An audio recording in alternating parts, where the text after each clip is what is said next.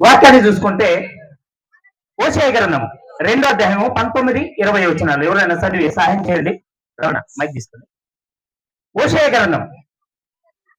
ఈ పెళ్ళి అంటే ఒకనాడు ఒక అడబుడి చేసిపోయేది కాదు. జీవితాంతము వాళ్ళు కలిసి ఉండాలి, వాళ్ళు ఎలా ఉండాలి ఎలా ఉండకూడదని దేవుడు ఏ ప్రమాణాలు చేశాడు, ఆ ప్రమాణాలకు వాళ్ళు ఎలా కట్టుబడి ఉండాలి అనేది ఈ వివాహము. వివాహంలో అన్నిటికంటే ప్రాముఖ్యమైనది వాళ్ళు ఇప్పుడు పలకబోయే ప్రతి మాట కూడా వాళ్ళ జీవితాంతం గుర్తు పెట్టుకోవాలి. మనుషులతో కాదు. అమ్మ మాట్లాడటానికి మైక్ ఇస్తా. ఎవరు అమ్మ తల్లి ఎవరు మీది? జల్దీ ముగించాలంటే మీరు నిశ్శబ్దంగా ఉండాలి. ఇదేమైనా సంత కాదు, మాచర్ల కాదు. గుర్తుపెట్టండి, బాగా వినండి. మనుషులతో కాదు చేసేది, దేవునితో ప్రమాణం చేస్తున్నారు. దేవునితో ప్రమాణం చేస్తున్నప్పుడు చాలా భయభక్తులు కలిగి ఉండాలి. ఇది గుర్తుపెట్టుకోవాలి. దేవుని సన్నిధిలో వచ్చినప్పుడు మనం ఎంత జాగ్రత్తగా ఉండాలో ఆ విన్న విషయాన్ని కూడా అంత జాగ్రత్తగా మన భద్రపరచుకోవాలి. చూద్దామండి.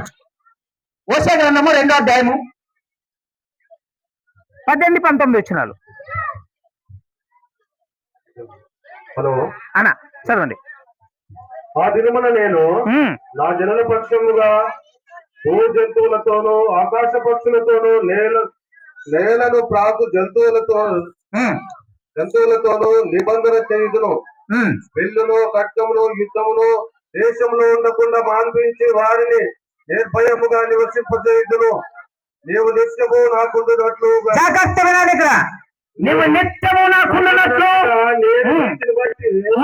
తీర్పు తీర్చుట వలనను దయాదాక్షిణ్యములు చూపుట వలనను నిన్ను ప్రదానం చేసుకుందును.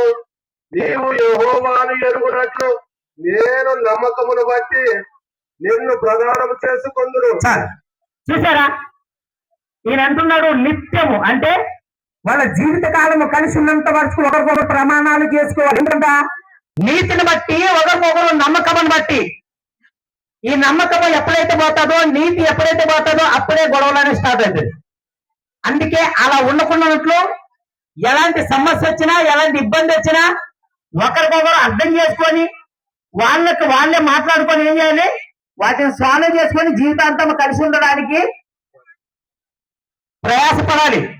ఎప్పుడైనా ఇద్దరు వ్యక్తుల మధ్య మూడో మనిషి వచ్చి మాట్లాడినప్పుడే మూడో వ్యక్తి వచ్చి అక్కడ వాళ్ళ తల్లిదండ్రులు కానీ ఇక్కడ ఏదో తల్లిదండ్రులు కానీ మాట్లాడినప్పుడే వీళ్ళకి విభేదాలు వస్తాయి. గుర్తుపెట్టుకోండి, ఏదైనా సమస్య వస్తే వాళ్ళిద్దరే పరిష్కారం చేసుకోవాలి.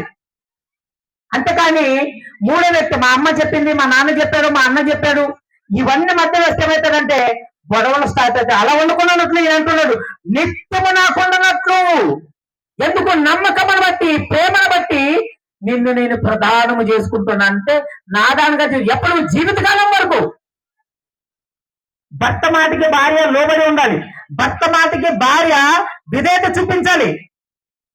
భర్త కూడా భార్యను అలాగే ప్రేమించాలి, భార్య మాటికి విధేయత చూపించాలి. ఇది గుర్తుపెట్టుకోవాలి. ఎంత జ్ఞానవంతురాలైనా ఖచ్చితంగా భార్య భర్తకు లోబడి ఉండాలి.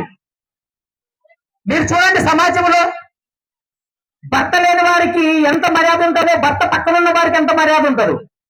భర్త పని చేయకపోయినా, పనికిరాని వాడైనా ఆ భార్యకి ఎంతో విలువ ఉంటది. భర్త తనతో తోడలేకపోతే ఎంతో అసహ్యంగా చూస్తారు. అందుకని భర్త భార్యకి కిరీటమై ఉన్నాడు. అంటే నీడ లాంటిది. ఇప్పుడు మనం ఈ ఎండకు ఎన్నుకున్నామంటే పైన టెంట్ వేశారు కాబట్టి, ఈ టెంట్ లేకుంటే ఏమవుతుంది? ఎన్నుకుండలే మనం. చూడండి, ఎఫెసీయులకు రాసిన పత్రిక ఇప్పుడు చదివినటువంటి వాక్యమే 5వ అధ్యాయం 22 వచనం. ముగిచ్చేస్తాడు త్వరగా. ఎఫెసీయులకు రాసిన పత్రిక 5వ అధ్యాయము 22 వచనం. స్త్రీలారా ప్రభులకు వలె మీ సొంత పురుషులకు లోబడి మీరు దేవునికి ఎలాగైతే లోబడి ఉంటారో, దేవునికి ఎలాగైతే భయభక్తులు కలిగి ఉంటారో, స్త్రీలారా మీరు మీ సొంత పురుషుల కంటే మంది కలగాదు. నీవు కట్టుకున్న భర్తకి ఫస్ట్ నీ ప్రాధాన్యత ఇవ్వాలి. కట్టుకున్న భర్తకి లోబడి ఉండాలి. నీ తల్లి, నీ తండ్రి, నీ అన్న, తమ్ముడు, అంచకర సంగతి. అన్నిటికంటే ప్రధానము నీ భర్త. నీ భర్తకి ఎక్కడ మర్యాద లేకుండా అక్కడ నీవు ఉండకూడదు. నీ తల్లిదండ్రి ఇంట్లో అయినా సరే గుర్తుపెట్టుకోవాలి. అని అంటున్నాడు. దేవునికి ఎలాగైతే భయపడుతున్నావో, దేవుని సన్నిధిలో నువ్వు ఎలాగైతే విధేయత కలిగి ఉంటావో, నీ భర్తకు నీవు అలాగే విధేయత కలిగి ఉండాలి. క్రీస్తు సంగమునకు శిరసై ఉన్నలాగా క్రీస్తు సంగమునకు శిరసై ఉండలాగనా పురుషుడు భార్యకు శిరసై ఉన్నాడు. నీ శరీరానికి శిరస్సు ఎలాగైతే నీకు అలంకారమో, నీ శరీరం మీద ఉన్న కిరీటము నీ యొక్క శరీరానికి ఎలాగైతే అలంకారమో, అలాగా నీ పురుషుడు ఉన్నంత వరకే నీకు మర్యాద, నీ పురుషుడు ఉన్నంత వరకే నీకు అలంకారం. అందుకనే నీ భర్తకు నీవు లోబడి ఉండాలి. ఇప్పుడు ఇక్కడ కూర్చున్నటువంటి వధువరులు, రాజు సిస్టర్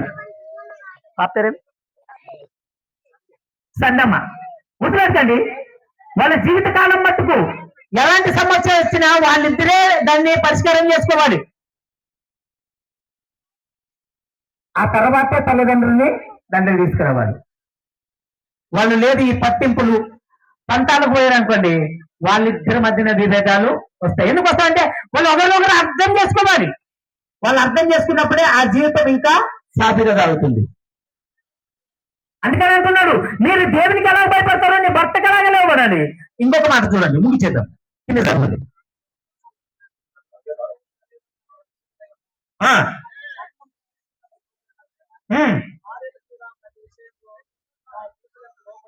పురుషులారా, పురుషులారా మీరు మీ భార్యల్ని ప్రేమించండి. ఇది గుర్తుపెట్టుకోవాలి. ఎవరినో అమ్మాయిని చూసి వాళ్ళు అందంగా ఉన్నారు, ఇది కాదు. నీవు కట్టుకున్న భార్యని నువ్వు ప్రేమించాలి. ఆ తర్వాత ఎవరైనా సరే, అందం అనేది శాశ్వతం కాదు. ఈ లోకంలో ఉన్నంత వరకు అర్థము గుణక్షేములు కావాలి. అందం అంటే కూడా తెలుసా, శరీరానికి మేకప్ వేసుకునేది కాదు. అందం అంటే మనసులో నుండి వచ్చేది. నీవు మాట్లాడేచ్చే మాటను బట్టి, నీవు నడిచే నడవడికను బట్టి అందం అనేది. ఈ శరీరం అందము, ఎండపోతే నల్లగైతావు, నీడపోతే ఎరగైతావు, చనిపోతే చీమలు తింటాయి, పురుగులు తింటాయి. ఇది కాదు అందము. అందం అంటే నీ గుణముల నుండి వచ్చేది గుణాతిశయం. నీవు నీ భార్యను మాత్రమే ప్రేమించాలి. ఆ తర్వాత ఎవరినైనా, నీ తల్లినైనా, తండ్రినైనా, నీ అన్న, అక్క, ఎవరైనా సరే, నీ భార్య తర్వాతే, నీ భర్త తర్వాతే నీ కుటుంబము. ఇది గుర్తుపెట్టుకోవాలి. ఇలా సాగినాడే కుటుంబము సాధ్యత సాగుతుంది. ఇప్పుడు మాత్రం దేవుడు మన హృదయంలో ఫలించే శాస్త్రం గురించి నడిపించిన కలుసుకొచ్చిన ప్రార్థన చేద్దామండి. మహోన్నతుడ నా దేవా, మీ ఘనమైన పాదాలకు నమస్కారములు. ఇంతవరకు మీ తోడుగా ఉండి నడిపించారు. అందరిని బట్టి మీకు వందనాలు. ఈ కార్యక్రమాన్ని ఆది అంతమై మీరే ఉండి చక్కగా నడిపించి ఘనంగా జరిగించండి. ముందున్న సమయం అంతా మీ స్వాధీనంలో ఉంచుకోండి. మాట్లాడే ప్రతి మాట మనుషులతో కాదు, దేవునితో ప్రమాణం చేస్తున్నామని పలికే ప్రతి మాటకు విధేయత కలిగి జీవితకాలం కట్టుబడి ఉండడానికి మీ పిల్లలకి మీ జ్ఞానము, మీ ఆలోచన ఇచ్చండి. ఈ యొక్క కార్యక్రమానికి, ఈ యొక్క వ్యూహానికి కూడి వచ్చిన అనేక గ్రామాల నుండి వచ్చిన ప్రతి ఒక్కరి మీద మొత్తాన్ని స్వస్థపరచండి. మంచి ఆరోగ్యాన్ని, శక్తిని వల్ల ఇచ్చండి. మీరే నా ప్రభా ప్రయాణంలో తోడున్నాను కొందరు ఇంకా రానున్న ప్రతి ఒక్కరిని త్వరగా నడిపిస్తారని, మీరే చక్కగా నా ప్రభు అన్ని విషయాలు తోడుకుంటారని యేసుక్రీస్తు శ్రేష్టమైన నామములో అడిగి వేడుకుంటున్నాను తండ్రి. ఆమేన్. థాంక్యూ. God bless. అందరూ వందనాలు.